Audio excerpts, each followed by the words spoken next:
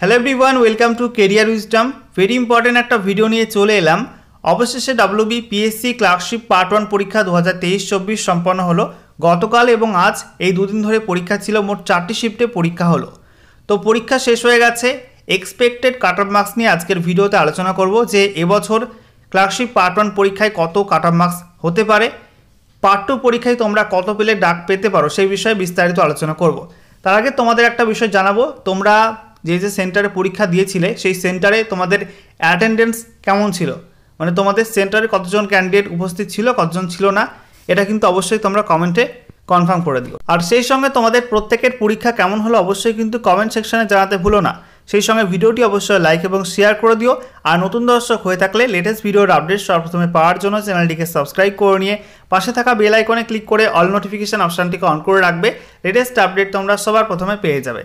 তো দেখো বন্ধুরা, তোমাদের যে কোনো পরীক্ষার কাট অফ নিয়ে আলোচনা করার আগে কয়েকটা বিষয় মাথায় রাখতে হবে। প্রথমত, কত শূন্য পদে নিয়োগ করা হবে, সেই সঙ্গে কত গুণ প্রার্থীকে পাস করাবে বোর্ড, সেটা একটা পয়েন্ট।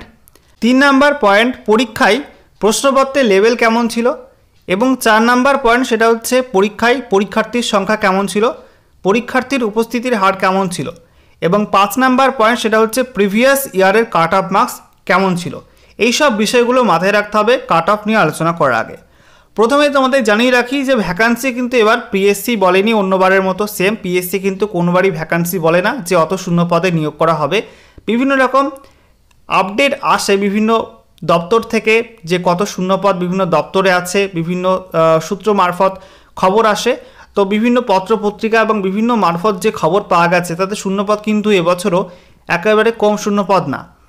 গতবারের মতো কিন্তু 7,000-এর কাছাকাছি ভ্যাকান্সি এবারও থাকতে পারে, এমনটা কিন্তু আপডেট কিন্তু বিভিন্ন মহল থেকে আসছে। তো আমরা ধরে নিতে পারি 7,000 মতো ভ্যাকান্সি এবছরও থাকবে, প্রিভিয়াস 2019-এর রিক্রুটমেন্টের মতো। এরপর কত গুণ ক্যান্ডিডেটকে ডাকবে। সাধারণত পিএসসি ক্লার্কশিপ পরীক্ষায় পার্ট 1 পরীক্ষার পর পার্ট 2 পরীক্ষাতে 10 গুণের কাছাকাছি 10x ক্যান্ডিডেটকে ডাকা হয়, ঠিক আছে। 10 গুণ প্রার্থীকে ডাকা হয়। তো সেক্ষেত্রে 7,000 পোস্ট থাকলে বা 7,000 ভ্যাকান্সি থাকলে সেক্ষেত্রে কিন্তু 70,000 ক্যান্ডিডেটকে পাস করাতে পারে পিএসসি পার্ট 2 পরীক্ষার জন্য, ঠিক আছে।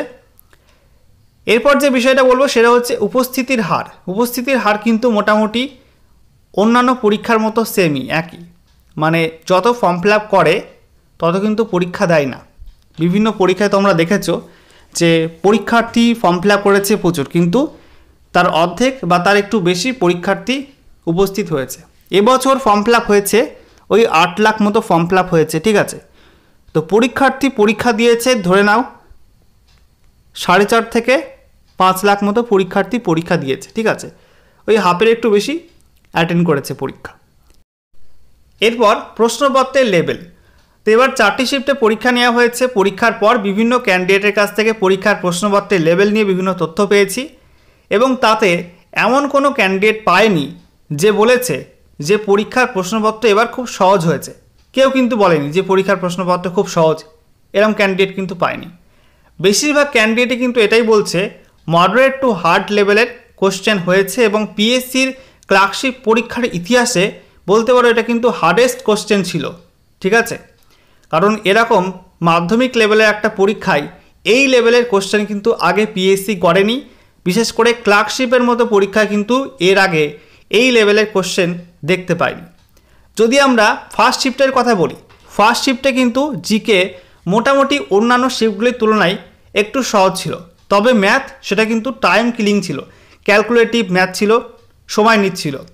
একই সঙ্গে ফার্স্ট শিফটে কিন্তু অত বেশি কারেন্ট অ্যাফেয়ার্স ছিল না, ছিল কিন্তু অত বেশি ছিল না। আজকের যে থার্ড শিফট সকালের শিফট তার মতো কিন্তু কারেন্ট অ্যাফেয়ার্স ছিল না। তারপরে ইংলিশেও কিন্তু একেবারে সহজ ইংলিশ ছিল না, মোটামুটি মডারেট থেকে স্ট্যান্ডার্ড লেভেলে ইংলিশ বলতে পারো, ঠিক আছে। এরপর সেকেন্ড শিফটের কোশ্চেনে কিন্তু সহজ ছিল না। সেকেন্ড শিফটেও কিন্তু একই রকম মডারেট টু হার্ড লেভেলের কোশ্চেন ছিল। সেখানে কিন্তু ম্যাথের টাইম কিলিং ছিল, জিকে ইংলিশ স্ট্যান্ডার্ড ছিল। আজকে থার্ড শিফট এবং ফোর্থ শিফটের কোশ্চেনে কিন্তু গতকালের তুলনায় একটু স্ট্যান্ডার্ড ছিল এবং বেশি স্কোর কিন্তু কেউই করতে পারেনি। বেশিরভাগ ক্যান্ডিডেট কিন্তু এরকম ফিডব্যাক দিচ্ছে, ঠিক আছে। কেউ কিন্তু বেশি স্কোর করতে পারেনি। ম্যাথ ক্যালকুলেটিভ ছিল, একই সঙ্গে জিকে সেটা কিন্তু লেভেলটা একটু ভালো ছিল গতকালের তুলনায়। ঠিক আছে, তো এই গেল প্রশ্নপত্রের লেভেল। বুঝতেই পারলে যে এবছর কিন্তু প্রশ্ন খুব একটা ইজি ছিল না। গত বছর যে 19-এর যে রিক্রুটমেন্ট ছিল সেখানে কিন্তু প্রশ্ন অনেকটাই সহজ ছিল বলা যায় এর তুলনায়। ঠিক আছে, তবে এবার একটু হাই লেভেলের কোশ্চেন করেছে পিএসসি। এবারে আমরা দেখে নেব প্রিভিয়াস ইয়ারের কাট অফ মার্কস কত ছিল।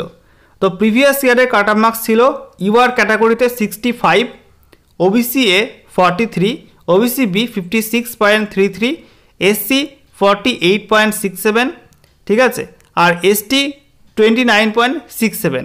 এই ছিল মেন ক্যাটাগরি কাট অফ। বাকি তোমরা দেখতেই পাচ্ছ যে সাব ক্যাটাগরি আছে বা পিএইচ, এক্স সার্ভিসম্যান, এমএসপি, এগুলো কাট অফ তোমরা দেখতেই পাচ্ছ। মূলত আমরা আলোচনা করব UR, OBC A, OBC B, SC, ST এইসব ক্যাটাগরি কাট অফ নিয়ে। তো এ তো গেল তোমাদের 2019 সালের কাট অফ। এবার 2024-এর পরীক্ষায় কত কাট অফ হবে। দেখো তোমাদের কিন্তু এবারের পরীক্ষায় প্রশ্ন খুব একটা সহজ ছিল না 2019-এর মতো, এবং একটু ভালো লেভেলের কোশ্চেন ছিল, মডারেট টু হার্ড কোশ্চেন ছিল, আর বেশি কিন্তু স্কোর ম্যাক্সিমাম ক্যান্ডিডেটই করতে পারেনি। তো এই সব বিষয়গুলো মাথায় রেখে এক্সপেক্টেড কাট অফ তোমাদের ইউআর ক্যাটাগরিতে হতে পারে অ্যারাউন্ড 60, ঠিক আছে, 60-এর কাছাকাছি তোমাদের কিন্তু কাট অফ হতে পারে ইউআর ক্যাটাগরিতে। কাট অফ কিন্তু গতবারের তুলনায় কমতে পারে, যেহেতু গতবার তোমাদের প্রশ্ন লেভেল অনেকটা কম ছিল, সহজ প্রশ্ন ছিল, এবার কিন্তু হার্ড কোশ্চেন দিয়েছে। তো কাট অফ কিন্তু একটু কমের দিকে থাকতে পারে, 60-এর কাছাকাছি ইউআর কাট অফ হতে পারে। এবার যদি বলি OBC B category cut off কত হবে, OBC B category cut off হতে পারে অ্যারাউন্ড 52, ঠিক আছে, 52-এর কাছাকাছি কাট অফ হতে পারে। আর তোমাদের যারা ওবিসি বি আছো, ওবিসি এ আছো, তাদের কাট অফ হতে পারে অ্যারাউন্ড 45, ওকে, 45 হতে পারে। আর সেই সঙ্গে তোমরা যারা এসসি ক্যাটাগরি আছো, তোমাদের কাট অফ হতে পারে 47-এর আশেপাশে কাট অফ হতে পারে। যারা এসটি ক্যান্ডিডেট আছো, তোমাদের কাট অফ হতে পারে অ্যারাউন্ড 33, ওকে। তো এই যে একটা এক্সপেক্টেড কাট অফ তোমাদের সঙ্গে শেয়ার করলাম, ঠিক আছে। এরকমই যে হুবহু কাট অফ এমন হবে তার কিন্তু কোনো গ্যারান্টি নেই, +-2 এদিক ওদিক হতে পারে। অর্থাৎ যে কাট অফটা বললাম বিভিন্ন ক্যাটাগরি, সেক্ষেত্রে -2, আবার কোনো ক্ষেত্রে +2 এরকম কাট অফ হতে পারে, বাড়তে বা কমতে পারে, ঠিক আছে। এবং এরপর যখন অ্যান্সার কি পাবলিশ হবে, এবং এবার তো পিএসসি বলেছে প্রত্যেকের যে ওএমআর কপি সেটা কিন্তু আপলোড করা হবে, তো সেগুলো আসার পর ক্যান্ডিডেটটা আরও ভালো করে বুঝতে পারবে যে কে কেমন পরীক্ষা দিয়েছে, কার কত হচ্ছে। তো সেগুলো ক্যালকুলেশন করার পর কিন্তু কাট অফ নিয়ে আরও একটু ক্লিয়ার আইডিয়া পাওয়া যেতে পারে। তো সেগুলো আসুক, অ্যান্সার কি পাবলিশ করুক পিএসসি অফিসিয়াল ওয়েবসাইটে, সাথে ওএমআর কপি সেগুলো দেখার সুযোগ করে দিক, ঠিক আছে। তারপরে কিন্তু কাট অফ নিয়ে আরও একটু ক্লিয়ার আইডিয়া পাওয়া যেতে পারে। তো সেই বিষয়গুলো পিএসসি জানালে আমি তোমাদের অবশ্যই আপডেট করে দেবো, সঙ্গে থাকবে, সমস্ত আপডেট তোমরা সময় মতো পেয়ে যাবে।